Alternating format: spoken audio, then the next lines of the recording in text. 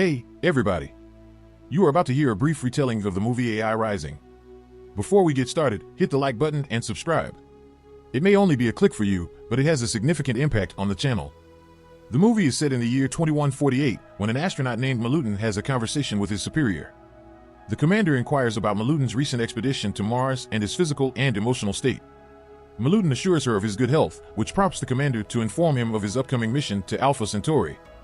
She informs him that he will need a companion for this journey, much to Malutin's dismay, who prefers solitary work.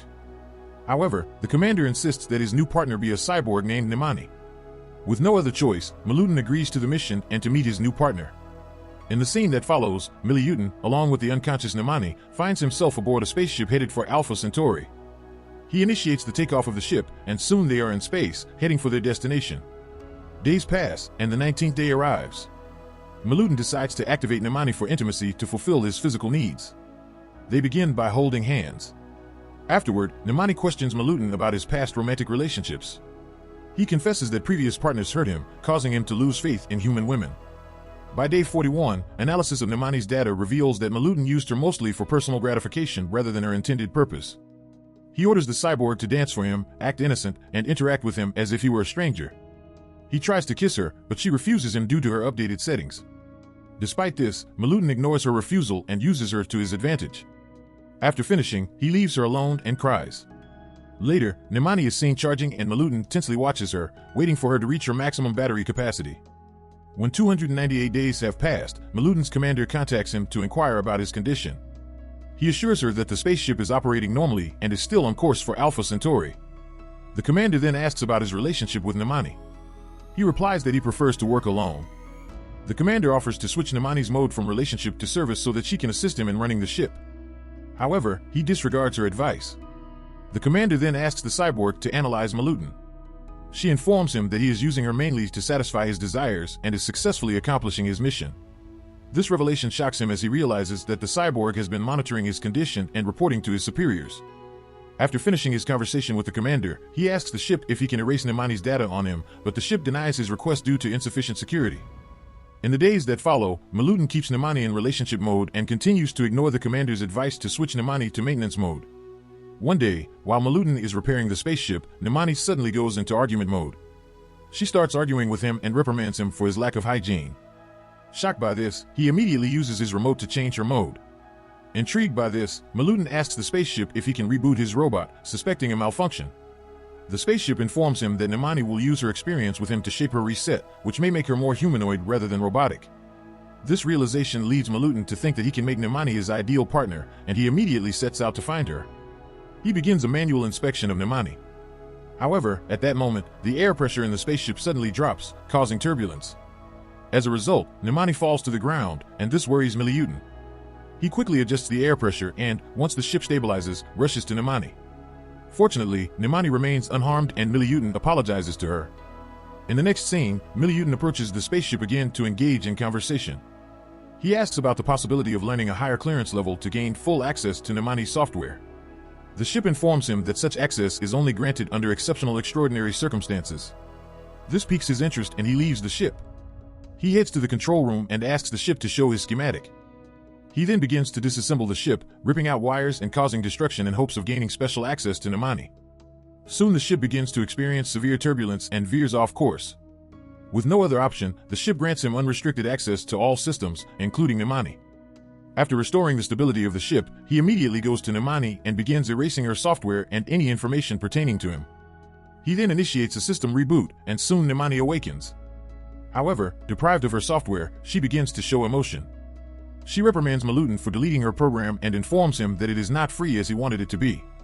She goes on to explain that deleting her program does not change her status as property of the institution, and that she is still responsible for fulfilling their mission. She then walks away, leaving Malutin disappointed. Malutin tries to repair their relationship by expressing his feelings for her. However, Nemani informs him that his emotions are jeopardizing their mission and declares that she will no longer provide him with intimacy. Malutin tries to kiss her, but Nemani, now in full control of herself, pushes him away and he falls to the ground. In the days that follow, an argument ensues between Nemani and Malutin, during which she urges him to exercise more, as his physical health is vital to the success of the mission. Malutin becomes enraged, perceiving this as punishment for his previous actions towards her.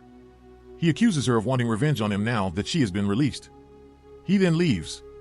The next day, Muluden contacts his commander, admits that he was responsible for the damage to the ship, and reveals that he deleted Nemani's software. This revelation shocks the commander, and she warns him of the danger he is in. However, Muluden assures her that he saved Nemani from them and she is now free. Concerned about the possible consequences, the commander summons Nemani and talks to her. She demands an analysis report from the robot, and Nemani assures her that the mission is going according to plan, which relieves the commander's anxiety. In the days that follow, Muluden, deprived of Nemani's affection, seems depressed and gets into more and more arguments with her.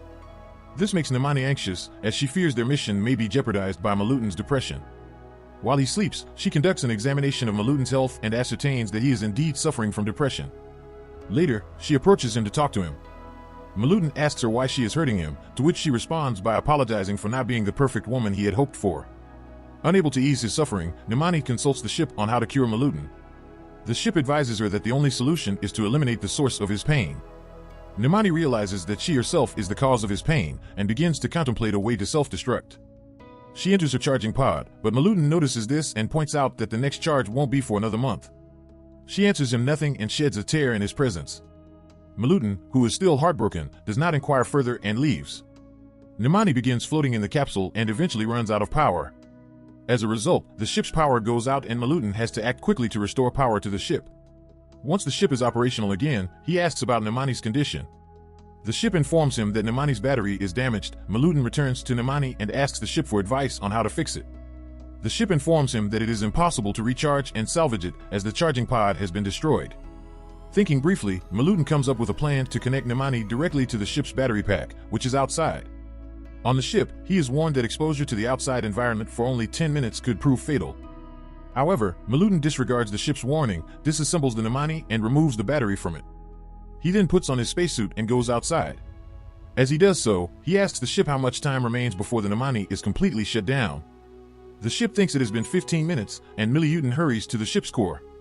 He places the Nemani battery in the core to charge it. However, as the battery charges, the solar radiation intensifies, causing Muluden's suit to overheat and he loses consciousness. He ends up drifting in space, but fortunately regains consciousness. With only 3 minutes left, he retrieves the battery and hurries back to the ship. He immediately goes to Nemani and manages to reinstall her battery just in time. However, due to his injuries from the radiation, he passes out before Nemani can activate. Soon after, Nemani wakes up and finds Muluden unconscious. The movie ends with a touching scene with Muluden in Nemani's arms.